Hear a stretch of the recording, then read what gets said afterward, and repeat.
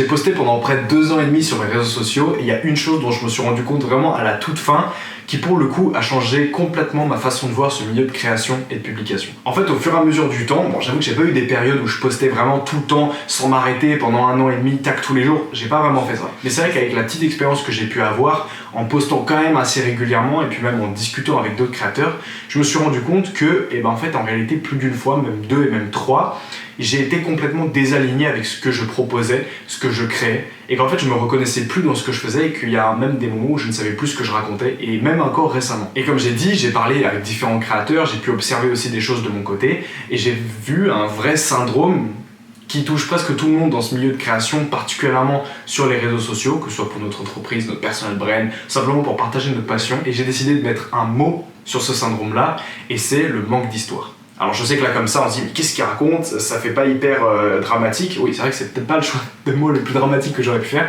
mais c'est comme ça que je le vois. Aujourd'hui, on ne retrouve plus d'histoire. Et même peut-être plus que ça, on retrouve plus d'émotions, tout est vide et pour une seule et même raison, aujourd'hui on ne crée plus, on publie et on produit. Alors qu'en fait, si on fait juste une petite analyse de tous les grands projets du monde et qu'on regarde leur stratégie, peut-être qu'il n'y en avait pas, de base c'était de partager quelque chose, avec des valeurs, avec des émotions. Aujourd'hui en fait, on ne ressent plus d'émotions, parce que tout est industrialisé, tout est produit avec des effets de fou, avec une fréquence, on poste 600 fois par jour en espérant qu'il y en a une qui marche.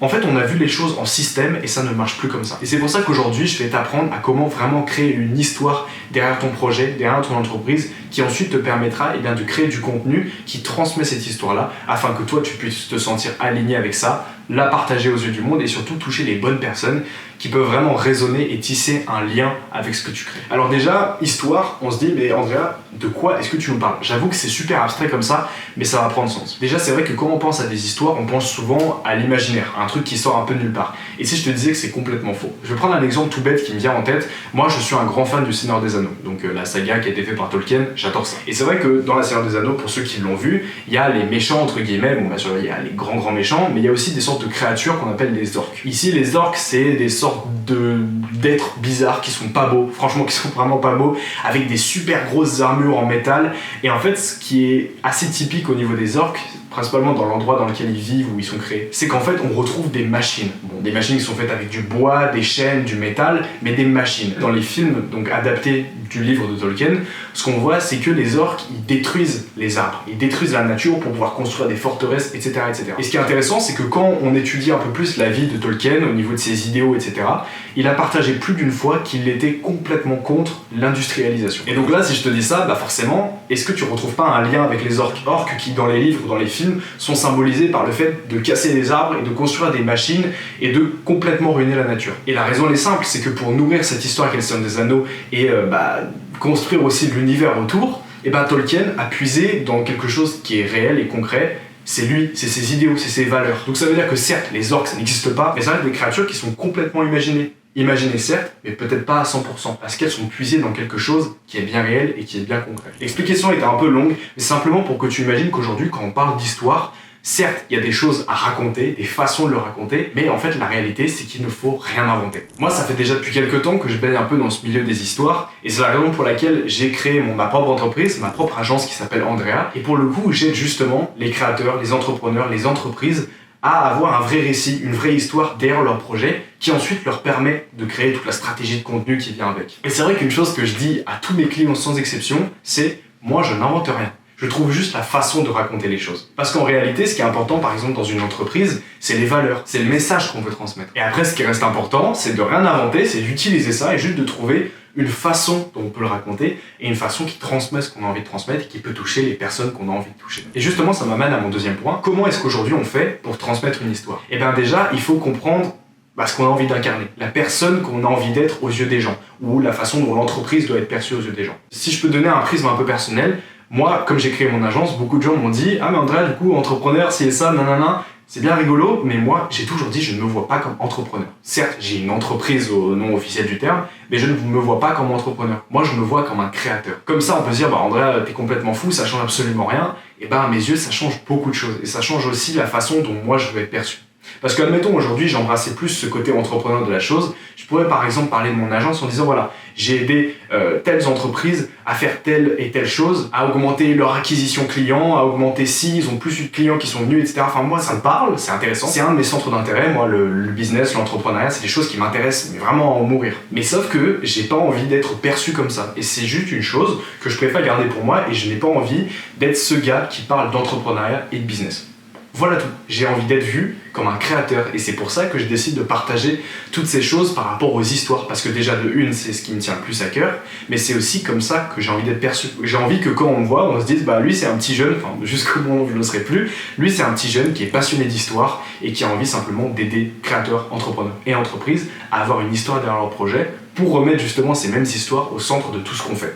Ça, c'est exactement l'équivalent de ce à quoi j'ai envie d'être amené. Alors je te comprends bien, la première chose que tu dois faire par rapport à ton entreprise, ton personal branding ou simplement le contenu que tu as envie de partager, c'est d'abord de te dire justement à quoi est-ce que je veux être amené, comment est-ce que je vais être perçu. Si quelqu'un aujourd'hui vient sur mes créations ou sur le profil de mon entreprise ou quoi que ce soit, qu'est-ce qu'il doit ressentir, quelle image ça doit lui évoquer. Parce qu'à partir de là, tu vas pouvoir déduire énormément de choses. Voilà, j'ai envie d'être perçu comme ci, ça et ça. J'ai envie qu'on ressente telle et telle émotion. Alors maintenant, je réfléchis. Comment est-ce que je fais pour faire ressentir telle et telle émotion? Ah, dans mes créations, il faut qu'il y ait tel et tel élément qui permet d'inspirer, qui permet de motiver. Par exemple, tout bête, aujourd'hui, on prend un coach sportif. Franchement, au niveau de son contenu, j'avoue que moi, quand j'arrive, j'ai envie de voir des gens qui sont en bonne santé, j'ai envie peut-être de voir une bonne alimentation, avoir ce sentiment de dépassement de soi. J'ai envie d'avoir tous ces éléments qui coïncident ensemble pour que moi, je me fasse même ce récit interne de cette personne va me permettre d'être en meilleure forme, cette personne va m'aider à être la meilleure version de moi-même. Ça, c'est le récit que j'ai envie de me faire et j'imagine que pour un coach sportif, c'est l'histoire qu'il veut raconter. Et après, bien sûr, comme j'ai dit, on n'invente rien. On utilise les petits prismes de nous-mêmes. On prend nos centres d'intérêt et on peut les mêler avec cet univers-là. En fait, on peut vraiment créer notre histoire à nous. Et ça marche pour n'importe quel profil, que tu sois créateur indépendant, ou que tu fasses simplement ça pour la passion, ou que tu sois même dirigeant d'une énorme entreprise, peu importe. À la fin, ce qui compte, c'est qu'il y ait quelque chose qui soit raconté dans ce que tu fais, dans ce que tu crées. Parce qu'en fait, sans ça, les bonnes personnes, elles ne peuvent pas tisser de lien avec qui tu es et avec justement tes créations. Alors, un exercice que je pourrais te conseiller de faire juste maintenant, peu importe le stade où tu en es, que tu sois dirigeant d'entreprise qui fait des chiffres absolument exceptionnels ou simplement un petit créateur qui vient de commencer, l'exercice il est exactement le même. Si aujourd'hui, quand on pense à partager des choses sur les réseaux sociaux ou sur internet de façon générale, je veux que tu prennes une feuille, que tu prennes un papier et justement tu dessines ou que tu écrives le profil rêver que toi tu aimerais faire transparaître aux gens. Et plus adapté au secteur des entreprises, ça pourrait être par exemple comment est-ce que tu veux concrètement que l'entreprise elle soit perçue. Parce qu'en fait à partir de là, encore une fois, peu importe le profil, ça va permettre de déterminer un ton, de déterminer un message à transmettre, de déterminer cette fameuse histoire dont je te parlais. Et ce qui est intéressant, c'est qu'en trouvant exactement cette image qu'on aimerait que les gens aient de nous, on peut déterminer certes la façon dont on dit les choses, mais aussi comment on peut les montrer. Et ça aussi, ça fait quand même un bel effet. On se rapproche dangereusement à la fin de cette vidéo, j'espère en tout cas qu'elle a pu t'apprendre plein de choses. Je t'invite même à venir la revoir si tu as besoin. Je t'invite aussi peut-être à la regarder une deuxième fois, quitte à prendre des notes en même temps que je parle. Si tu as besoin peut-être de retrouver des points intéressants, il y a beaucoup de choses qui ont été dites. Encore une fois, j'ai pas essayé de rentrer trop dans les détails parce qu'après, le but c'est pas non plus que tu t'endormes devant tout ça, mais surtout que ce soit serviable et que tu puisses utiliser pour ton entreprise, pour ton personal branding, pour tes projets ou simplement pour partager tes passions ou même pour te préparer plus tard quand tu auras envie de le faire. Aussi, comme tu l'as vu dans la vidéo, j'ai parlé à une ou deux reprises de mon agence. Alors justement, tu verras que dans la description, le premier lien, c'est un appel sans frais, je préfère toujours le préciser, avec moi directement, où justement, cette histoire-là, on va pouvoir réfléchir au niveau de ton projet et surtout qu'on va pouvoir regarder concrètement qu'est-ce qui ne va pas dans peut-être ta façon de partager les choses, dans ta façon de communiquer ou peut-être même de réfléchir à 2-3 idées qui pourraient être mises en place pour commencer à mettre en place cette habitude de créer des choses et surtout qu'elles soient cohérentes à ton projet et surtout à tes attentes et aux personnes que tu as envie de transmettre et donc au message que tu as envie de partager. Alors si c'est quelque chose qui t'intéresse, encore une fois sans frais, c'est le premier lien dans la description pour un petit appel d'1 heure avec moi. Et en dessous de ça, tu pourras trouver mes autres réseaux sociaux si tu veux voir un peu ce que je peux faire à gauche, à droite sur les autres plateformes. En tout cas voilà, c'est la fin de cette vidéo, c'était Andrea. J'espère qu'elle t'a plu et on se retrouve à très bientôt pour une prochaine vidéo.